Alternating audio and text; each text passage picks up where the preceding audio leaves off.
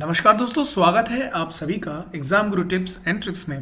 दोस्तों, ये जो सीरीज है आपको पता है कि बायोलॉजी का प्रैक्टिस सेट चल रहा है और आज के वीडियो में हम लोग पढ़ने वाले हैं परिस्थितिकी। इंग्लिश में बोले तो इकोसिस्टम। इकोसिस्टम हम लोग पढ़ने वाले हैं। ठीक है, बहुत ही ज़्यादा इंपॉर्टेंट टॉपिक है क्योंकि इस टॉपिक से आपको कभी ना कभी बोलूँगा, क्योंकि हमेशा नहीं पूछते हैं लेकिन अक्सर जो है 2-3 नंबर का क्वेश्चन इसमें से पूछ लिया जाता है। और ये जो टॉपिक है ये थोड़ा थोड़ा बायोलॉजी से भी मतलब जो बिल्कुल प्योर बायोलॉजी है उससे बिल्कुल कंपैरेटिवली ये क्वेश्चन थोड़े से ज़्यादा भी पूछे जाते हैं क्योंकि ये थोड़े से कॉमन टाइप क्वेश्चन भी है। ठीक है, आगे जब आप क्वेश्चंस देखेंगे तब आपको पता चल जाएगा। तो दोस्तों, जैसा कि आपको वादा किया गया था 20 वीडियो में पूरा सिलेबस कंप्लीट किया जाएगा, तो ये 15वां वीडियो है। आई होप आपने पूरे 14 वीडियो बहुत ही अच्छे तरीके से कंप्लीट कर लिए होंगे। ठीक है, तो आइए आज के वीडियो को भी हम बहुत सक्सेसफुली कंप्लीट करते हैं। आपके लिए बहुत अच्छे अच्छे क्वेश्चंस आएंगे, उसका मैं एक्सप्लेनेशन भी दूंगा और एक्स्ट्रा चीजें भी बताऊंगा। तो वीडियो को एंड तक देखना, बिल्कुल है ना, अंत तक बिल्कुल देखना, नहीं तो कुछ भी छूट ना जाए बस आपका, और वो अगर पूछ लिया तो काम गड़बड़ हो जाएगा। ठीक है, तो आइए।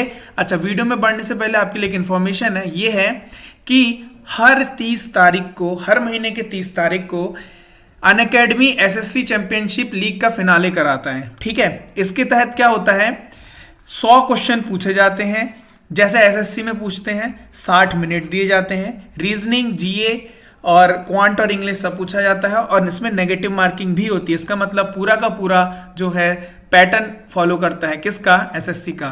शाम के 8 बजे से 9 बजे तक ये एग्जाम होता है। अच्छा, अब एग्जाम देने का फायदा क्या है? फायदा ये है कि आप इसको क्यों नहीं मिस करना चाहते, क्योंकि ये बेस्ट एजुकेटर के द्वारा बनाया गया है। रिपोर्ट और एनालिसिस डिटेल्ड फॉर्म में मिलेगी। आपको पता चल जाएगा कि आपकी ऑल ओवर इंडिया में क्या रैंक आ रही है, जिससे आप अपने आप की प्रस्तुति जो है वो जान सकते हैं। और इसी के साथ साथ अगर आप अच्छा रैंक करते हैं तो आपको प्राइज और स्कॉलरशिप भी मिलेगा।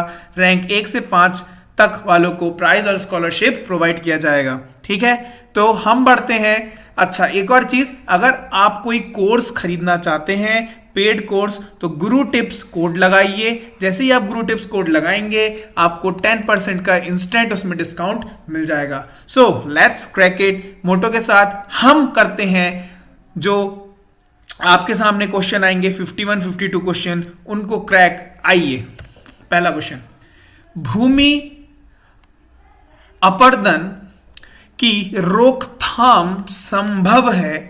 भूमि अपर्दन मतलब होता है, इंग्लिश वालों के लिए भी मैं इंग्लिश लिखता जाऊंगा, घबराइएगा मत, बस इसको शेयर करो, पसंद करो, अंत तक देखो। सॉइल इरोजन, ठीक है, इसका रोकथाम कब संभव है?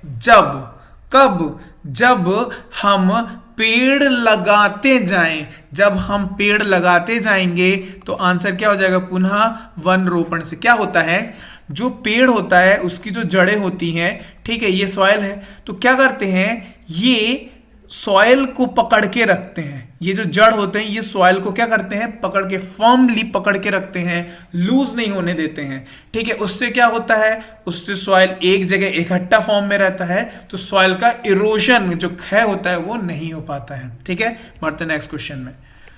सूर्य के प्रकाश से पराबैंगनी विकिरण मतलब क्या हुआ? ये अल्ट्रावायलेट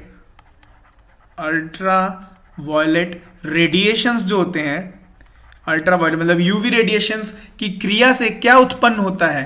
तो क्या उत्पन्न होता है? ओजोन। एक्चुअली कहानी क्या होती है, ये हमारा ओजोन लेयर है। ठीक है, यहां से सूरज की रोशनी आई।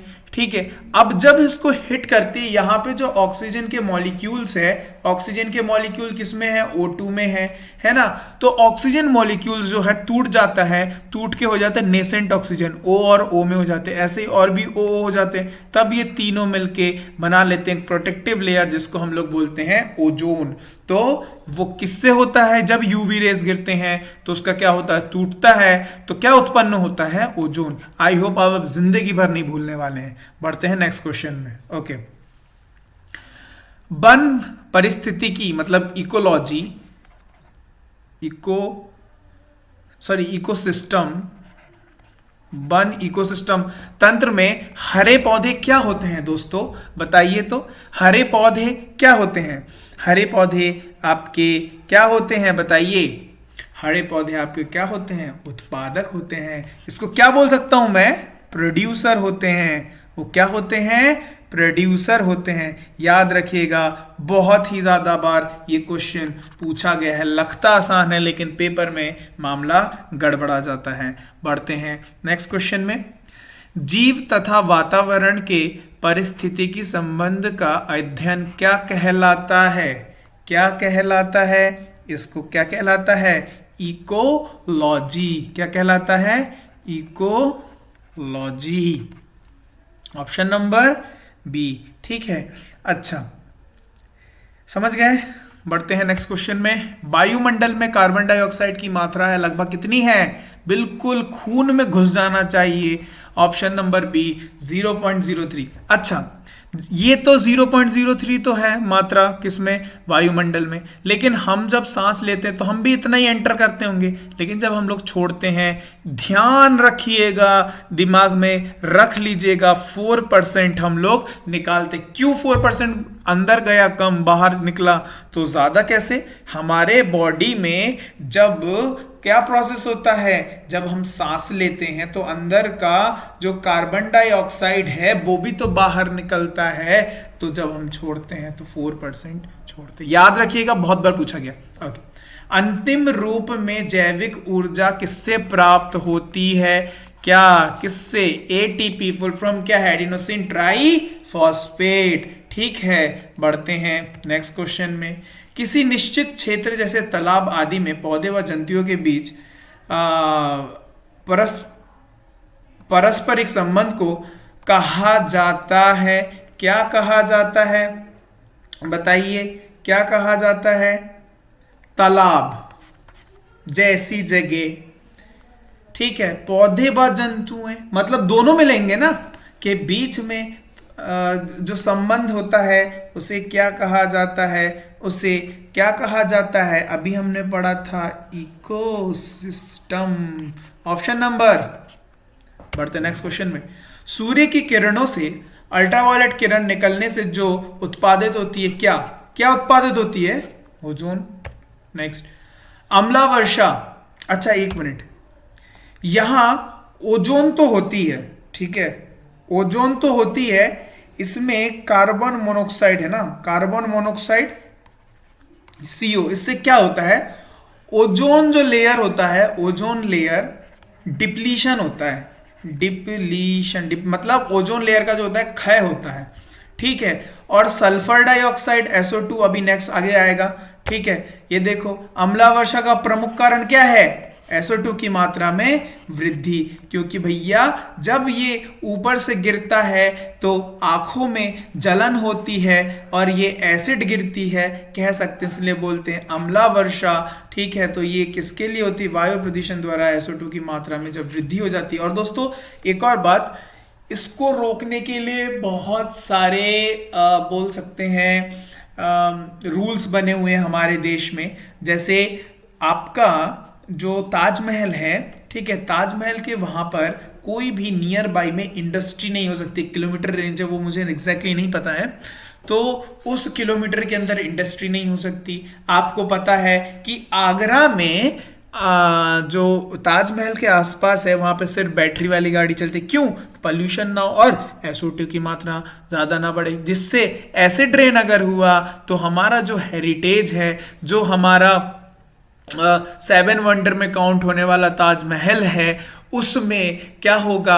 अम्ला वर्षा होगा, जिससे क्या होगा? उसकी जो मार्बल्स हैं, वाइट मार्बल्स हैं, वो पीले कलर के हो जाएंगे, जिससे हमारे टूरिज्म पर इफेक्ट पड़ेगा। इसलिए अम्ला वर्षा को रोका जाता है और SO2 की मात्रा को कम किया जाता है। बढ़ते नेक्स्ट क्वेश्चन में। भारत में मृदा अपरदन में सबसे गंभीर कारण क्या है बताइए? वन कटाव ना, सबसे पहले पढ़ा था वन कटाव। ओके। मृदा कण की सतह पर मजबूती से चिपकी पतली जल परत कहलाती है। क्या कहलाती है बताइए? पता है कि नहीं पता है? तो ये कहलाती है, याद रखिएगा, आर्द्रता जल, ऑप्शन नंबर बी, जिसको इंग्लिश में बोला जाता है hygroscopic water, hygroscopic water. Okay, और ये जो कैपिलरी जल होता है, कैपिलरी जल मतलब जो नीचे के रूट्स होते हैं ना, ये रूट्स जो सक करके पानी जो सॉइल से पानी जो सक करके ऊपर पहुंचाते हैं, वो होती है कैपिलरिटी वाटर, जिसको कोशिका जल के नाम से भी कहा जाता है। बढ़ते नेक्स्ट में, जल क्रांति कहाँ होती है? जल क्रांति कहाँ होती है? जल क्रांति इंग्लिश में बोलते हैं वाटर लॉगिंग। अभी मैं बताता हूं होता क्या है, याद रखिएगा। ये होती है क्ले वाटर में। क्ले वाटर मतलब क्या? चिकनी मिट्टी, वाटर नहीं सॉरी, क्ले सॉइल में, क्ले सॉइल में। और ये इसका ऑप्शन नंबर हो जाएगा ए। अब मैं बताता हूं कि ये होता क्या है। ठीक है, देखिए, वाटर लॉगिंग मतलब होता है, सपोज यहां पर है क्या, एक ये फार्मिंग लैंड है, ठीक है। अब यहाँ पेड़ अगर मेरे को उगाने हैं तो मुझे क्या देना होगा? मुझे यहाँ पे पानी देना होगा।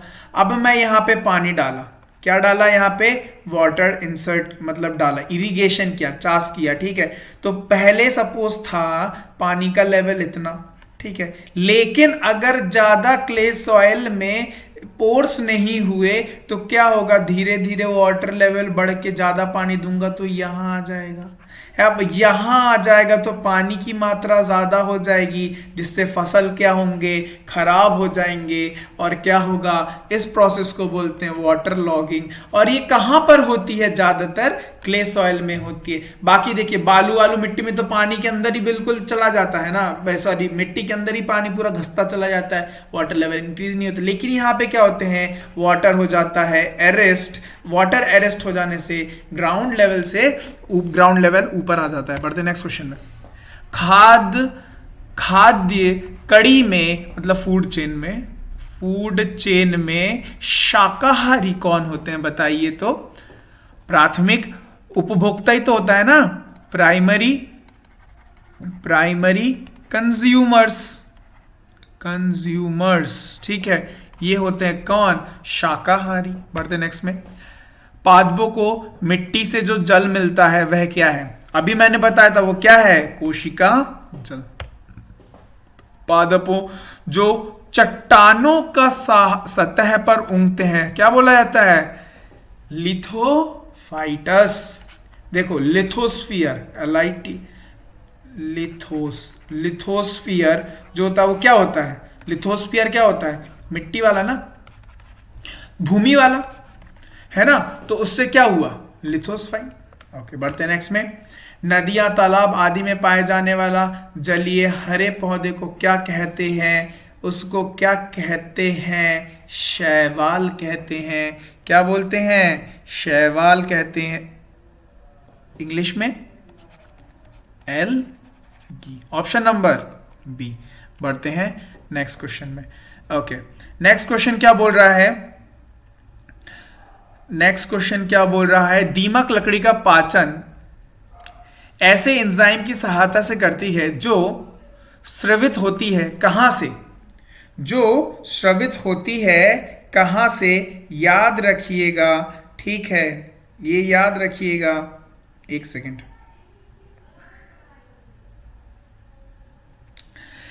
दीमक लकड़ी का पाचन ऐसे एंजाइम की सहायता से करती है जो स्रवित होती है कहां से?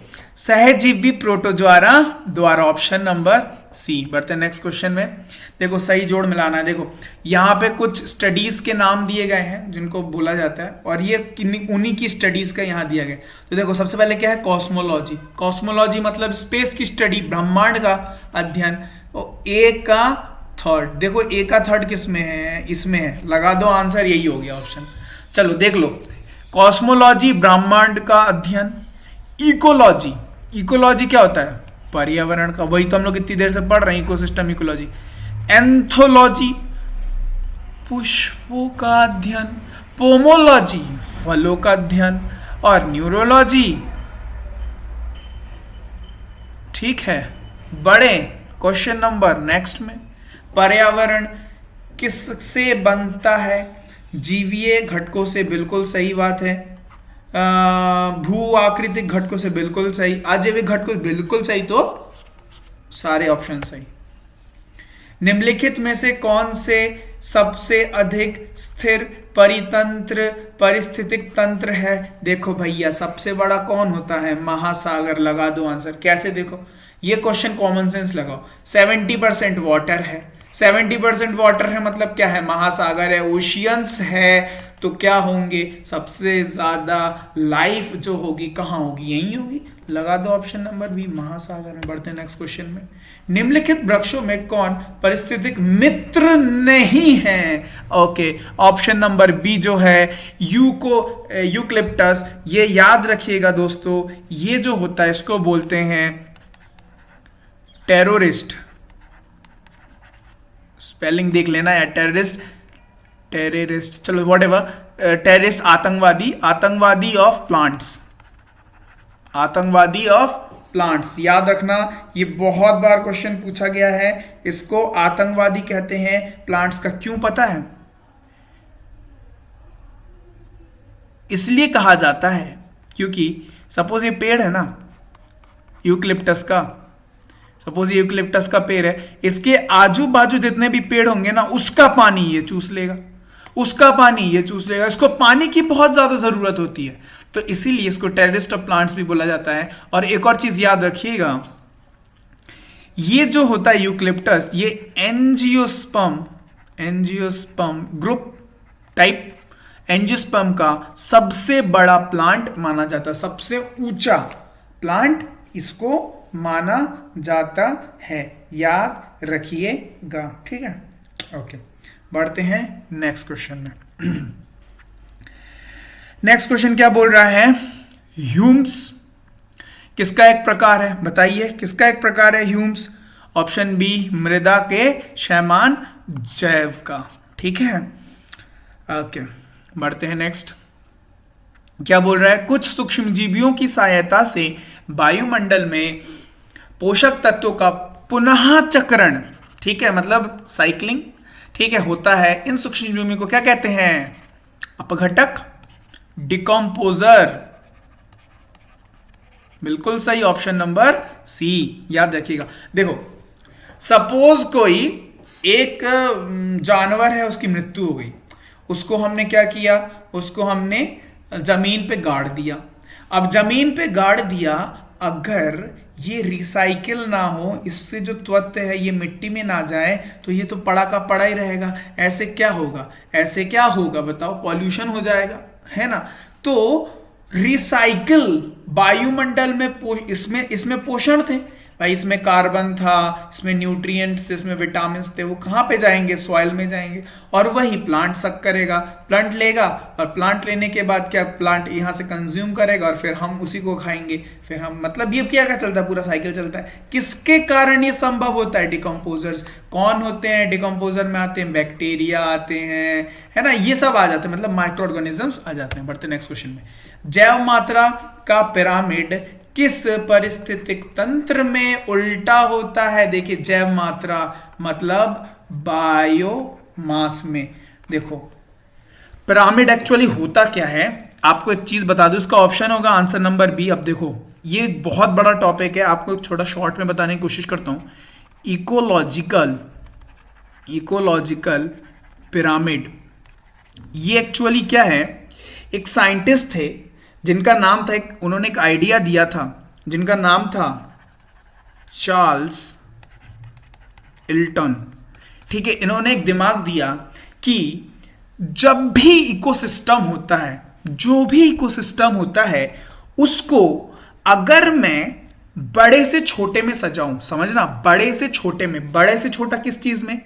अगर मैं उनकी स्पीसीज के हिसाब से देखूं, मतलब उनकी कितनी स्पीसीज है, इंडिविजुअल स्पीसीज है, या फिर मैं देखूं उनके बायोमास के हिसाब से, बायोमास बोले तो क्या? उनके वेट के हिसाब से, समझ रहे हो ना? या फिर मैं उनके एनर्जी के हिसाब से जमाऊं, ठीक है, एनर्जी के हिसाब से जमाऊं, तो मैं एक पिरामिड बना सकता हूं, ऐसा और ऐसा। मतलब ये पिरामिड है और ये इन्वर्टेड पिरामिड है, उल्टा पिरामिड है जो क्वेश्चन पूछा गया है।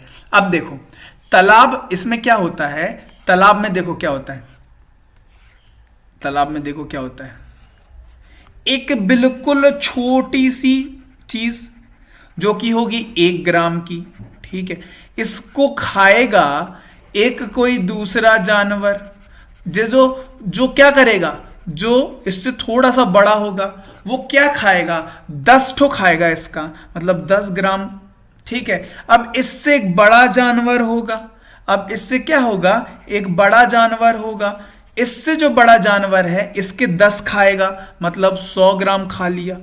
और जो बड़ा फिश होगा वो ये वाले 100 ग्राम के 10 खाएगा, जो वो बड़ा वाला फिश होगा वो क्या करेगा, वो 1000 ग्राम खाएगा। समझ में आए? तो ये क्या हो रहा है, धीरे धीरे छोटा, मतलब ये क्या हो रहा है, उल्टा पिरामिड बन गया ना। तो वे किस में पाया जाता है, तालाब में। तो मैंने बताया है पिरामिड जो होता है 3 फॉर्म में, स्पीसीज में, बायोमास में, एनर्जी में। इस बायोमास का पूछा गया था, कभी इस टाइम मिलेगा, इकोलॉजी ध्यान से पढ़ाएंगे आपको, मतलब इलेबोरेट कर करके पढ़ाएंगे, लेकिन मौका मिले तब, है ना। अभी इतना है, समझ गए, बढ़ते नेक्स्ट क्वेश्चन में। विश्व का सबसे अधिक तेजी से बढ़ने वाला जल पादप कौन है, जल हयास्थनीद। देखिए ये है फोटो, आपने देखा ही होगा, हर जगह ये दिख जाता है, दिखता है कि नहीं दिखता है, किसी भी तालाब में जाओ ये दिख जाएगा आपको, इसमें पुष्प दिख जाएंगे। सबसे ज्यादा तेजी से कौन बढ़ता है, यही बढ़ता है। इसका क्या होता है, ये जो बीज होता है उड़ के आ जाता है, पानी में गिरता है और ये बड़ा बड़ा होके और ये रिप्रोड्यूस होके और ये फैल जाता है, बड़ा हो जाता है। ठीक है, बढ़ते हैं नेक्स्ट क्वेश्चन में। तो नेक्स्ट क्वेश्चन क्या बोल रहा है, अफीम एक पौधा का उपज है जो निम्नलिखित में से किससे प्राप्त होता है, बताइए। अफीम किससे प्राप्त होता है, ऑप्शन नंबर डी, फूल में से। अच्छा, डहेलिया, नाम तो सुना ही होगा। डहेलिया की जो जड़ होती है ना, उससे बनती है इंसुलिन की दवा, ठीक है। और इंसुलिन की दवा मतलब डायबिटिक, है ना। अच्छा, और वो किससे होता है, किसकी कमी से, बीटा सेल की खराबी से, है ना। ओके, अच्छा, डहेलिया हो गया। दूसरा है सिनकोना। सिनकोना जो का जो पेड़ होता है ना, इसके पेड़ की जो छाल होती है, इससे मलेरिया की दवाई बनती है। याद रखना, ये दोनों चीज बहुत इंपॉर्टेंट है, बहुत बार एग्जाम में पूछा गया। बढ़ते नेक्स्ट क्वेश्चन में। खाद्य श्रृंखला में, खाद्य श्रृंखला में मतलब फूड चेन, फूड चेन में किसमें पाई जाती है, बताओ। समुद्र परितंत्र में पाई जाती है, पाई जाती कि नहीं, शार्क, छोटे मछलियों को आता है, छोटे मछली, अभी मैंने बताया था पूरा। वन में भी पाई जाती है, सरोवर में, मतलब सभी में पाई जाती है, ठीक है। ओके, बढ़ते नेक्स्ट में। यदि पृथ्वी पे पाई जाने वाली वनस्पतियां, मतलब पेड़ पौधे, समाप्त हो जाएं तो किस गैस की कमी हो जाएगी, बताओ। CO2 तो, कार्बन डाइऑक्साइड तो रहेगा, नाइट्रोजन की मात्रा बनी रहेगी, जल वाष्प की रहेगी, लेकिन भैया ऑक्सीजन तो खत्म हो जाएगा। क्यों, फोटोसिंथेसिस प्रोसेस ही नहीं होगा, तो CO2 कहां से बनेगा, बताओ। नहीं बन पाएगा ना, सॉरी CO2 नहीं, O2 कहां से बनेगा, है ना। दो रिएक्शंस होती हैं, एक लाइट रिएक्शन, एक फोटोसिंथेसिस में दो रिएक्शन होती है, पहली लाइट रिएक्शन, दूसरी डार्क रिएक्शन। लाइट रिएक्शन में क्या होता है, O2 का रिलीज होता है, O2 रिलीज, ठीक है। और इसमें क्या होता है, इसमें कार्बोहाइड्रेट बनते हैं, कार्बोहाइड्रेट्स बनते हैं, और ये कौन कंज्यूम करता है, ये प्लांट्स खुद के लिए कंज्यूम कर लेता है ना। सो कि अगर पेड़ पौधे खत्म हो जाएंगे तो किस चीज की कमी हो जाएगी, O2 की कमी हो जाएगी। बढ़ते नेक्स्ट में। निम्नलिखित में से कौन सा जोड़ा सही है, देखिए तो। द्वितीय उपभोक्ता घास है क्या, अरे नहीं, कहां से घास है, गलत।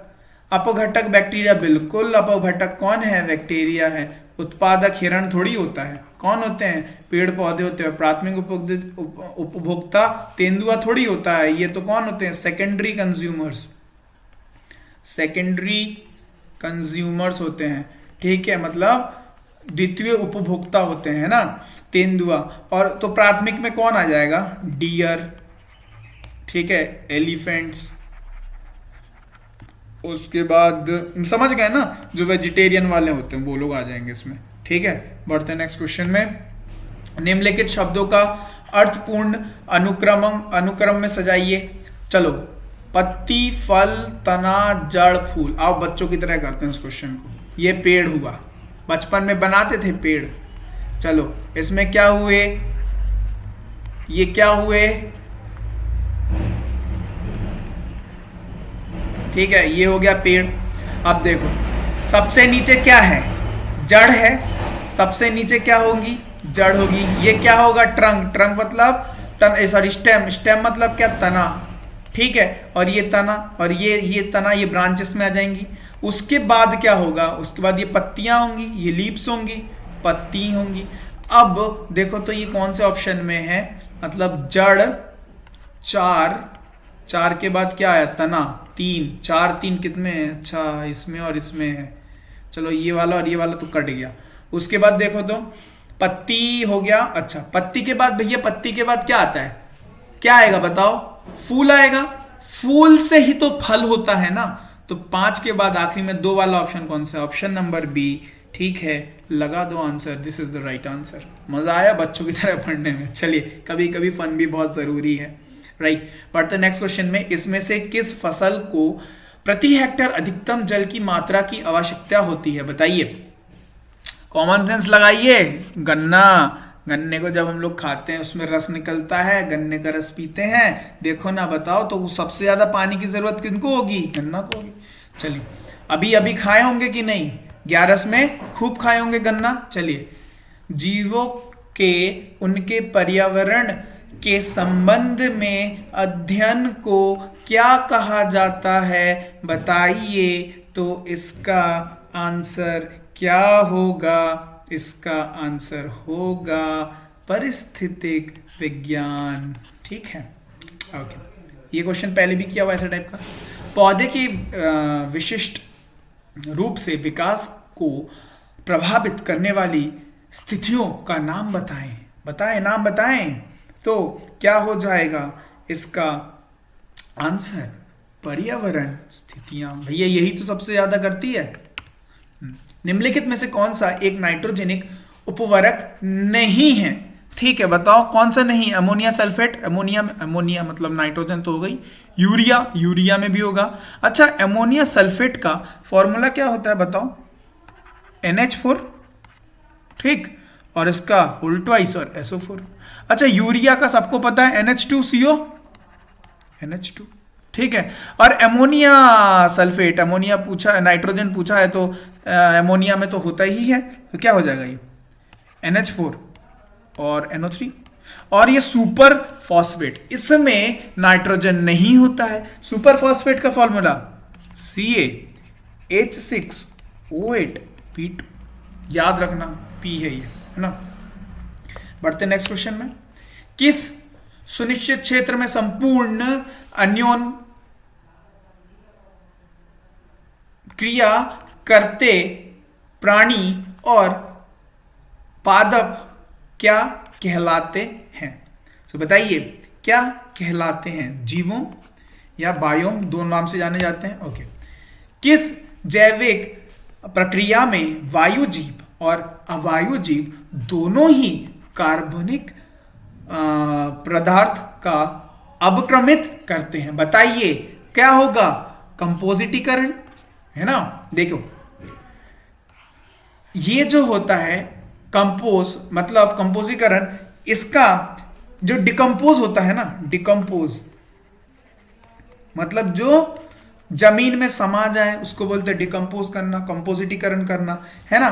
तो क्या होता है इसमें, सॉइल का इन्वॉल्वमेंट है, सॉइल का इन्वॉल्वमेंट है, जो क्या है, जो एक अवायुजीव है, मतलब क्या बोल सकते हैं, मतलब ये जीवित चीज तो नहीं है सॉइल, है ना, लेकिन जीवन प्रदान करती है, ठीक है। लेकिन इसमें डिकम्पोजर्स होते हैं, डिकम्पोजर्स होते हैं, वो क्या है, जीवित है, समझ गए। तो क्या होंगे, कंपोजिटीकरण। बढ़ते नेक्स्ट में।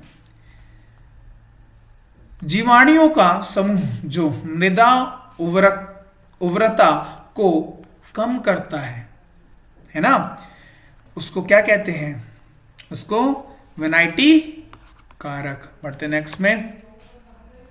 प्राणी विज्ञान की शाखा का नाम जिसमें पशु व्यवहार व वैज्ञानिक अध्ययन किया जाता है? तो बताइए क्या होगा इसका आंसर? पारिस्थितिकी। Option number. पारिस्थितिकी या तंत्र की संकल्पना को किसने परिभाषित किया था? किसने परिभाषित किया था? अर्थर। इसको इंग्लिश में लिखता हूं मैं, अर्थर टेंसले। अर्थर टेंसले, ठीक है, याद रखिएगा, अर्थर टेंसले ने किया था। जैव प्रौद्योगिक का तात्पर्य क्या है? जैव प्रौद्योगिक को बोलते हैं बायोटेक्नोलॉजी। इसमें इंजीनियरिंग भी होती है, इसमें इंजीनियरिंग भी होती है। इसका इस्तेमाल क्यों जरूरी है बताओ? ये का तात्पर्य क्या है? इससे क्या होगा बताओ? इससे क्या होगा? औद्योगिक प्रक्रियाओं में सजीवियों का उपयोग होगा, है ना, तभी तो इसी का तात्पर्य है। बढ़ते नेक्स्ट में। विज्ञान की एक शाखा जो जीवन या पृथ्वी से परे, मतलब इसके अलावा मौजूद जीवन की संभावनाओं से संबंधित है, उसको क्या बोलते हैं? एक्सोबायोलॉजी। ठीक है, बढ़ते नेक्स्ट में। हमारे वातावरण में कितने प्रतिशत नाइट्रोजन है? आंख बंद करके लगाना है, 78। नक्शे के अध्ययन को क्या कहते हैं? क्या कहते हैं? कार्टोग्राफी। अच्छा, कैलीग्राफी लिखने वाले का है, और जियोग्राफी वो पूरे अर्थ का है, और जियोलॉजी अर्थ के कंपोजिशन का है। ठीक है, बढ़ते नेक्स्ट में। निम्नलिखित में से किस विकल्प का अर्थ प्राकृतिक या कृत्रिम रूप से जंगलों का पुनः स्थापन करना है? देखो, पुनः स्थापन। डिफॉरेस्टेशन मतलब पेड़ काट देना, ये तो होगा नहीं। एफॉरेस्टेशन मतलब क्या होगा? पेड़ काटते जा रहा लगाते जा रहा, ये भी नहीं होगा क्योंकि पुनः स्थापना बोला है ना। अच्छा, रिफॉरेस्टेशन होता है जो पुनः स्थापना करता है। भारतीय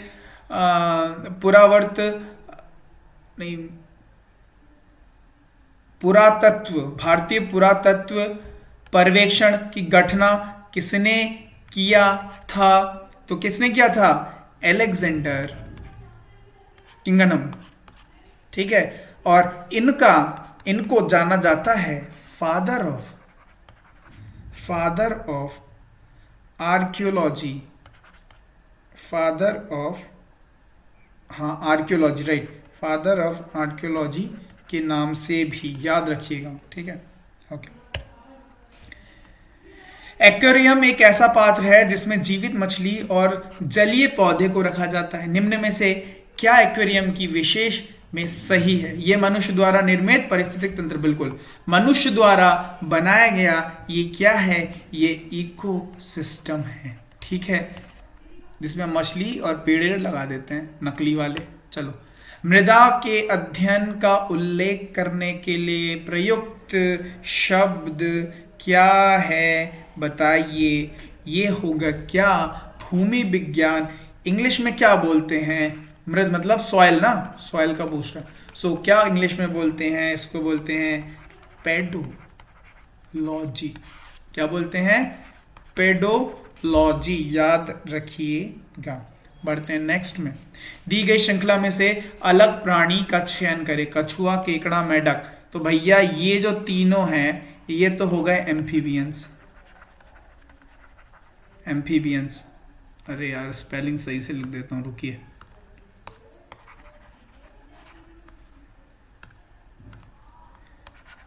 एम्फीबियंस, ठीक है। लेकिन जो मछली है, मछली किस में आती है दोस्तों? वर्टिब्रेट में, राइट। तो अलग कौन सी हो गई? मछली हो गई। अच्छा, बढ़ते नेक्स्ट में। रेगिस्तानी पौधे का बाह्य त्वचा में मोम जैसी पदार्थ की परत पाई जाती है। ये पदार्थ क्या है? क्वेटीन। क्या है ये? क्वेटीन। ओके, बढ़ते हैं नेक्स्ट क्वेश्चन में। नेक्स्ट क्वेश्चन क्या है देखिए। नेक्स्ट क्वेश्चन है, डैश वर्गों की प्राणियों का रक्त गर्म होता है। किसका होता है? एप्स मतलब पक्षियां, इनका खून गर्म होता है। ओके। डैश अल्ट्रा साउंड उत्पन्न करके गेम खेलते हैं कौन भैया? चूहे। आवाज आती है? ओके, आती है ना, वही है, ये चूहे करते हैं। ठीक है, अच्छा, तो ये था पूरे इकोलॉजी का पूरा वीडियो। ठीक है, आई होप आपको वीडियो समझ में आ गया होगा, पसंद आया होगा। इसका पीडीएफ प्राप्त करना चाहते हैं तो डिस्क्रिप्शन में होगा आपके लिए टेलीग्राम ग्रुप का चैनल, उसका लिंक, उधर से जाइए। ज्वाइन नहीं किया तो ज्वाइन कर लीजिए, इसका पीडीएफ आपको मिल जाएगा। वीडियो अगर समझ में आया तो वीडियो को लाइक ज़रूर करना, दोस्तों के साथ शेयर करना, यार कर देना यार शेयर। और हाँ, चैनल को सब्सक्राइब नहीं किया तो जल्दी से चैनल को सब्सक्राइब करो, क्योंकि मैं आपके लिए ऐसे इंपॉर्टेंट वीडियोस ला रहा हूँ जो देखना है, ऐसे ही क्वेश्चंस आएंगे तब मैं कहूँगा एग्जाम के बाद पढ़ाया था, ये मैंने पढ़ाया था इसलिए बोल रहा हूँ, पढ़ लो, यही आएगा, इसके बाहर कुछ नहीं आएगा। ठीक है, क्योंकि यही सब पूछता है। तो बढ़ते हैं, फिर अगले वीडियो में मिलेंगे। हम बढ़ते हैं, आपसे दूर जाते हैं। तब तक के लिए bye bye and have a nice day.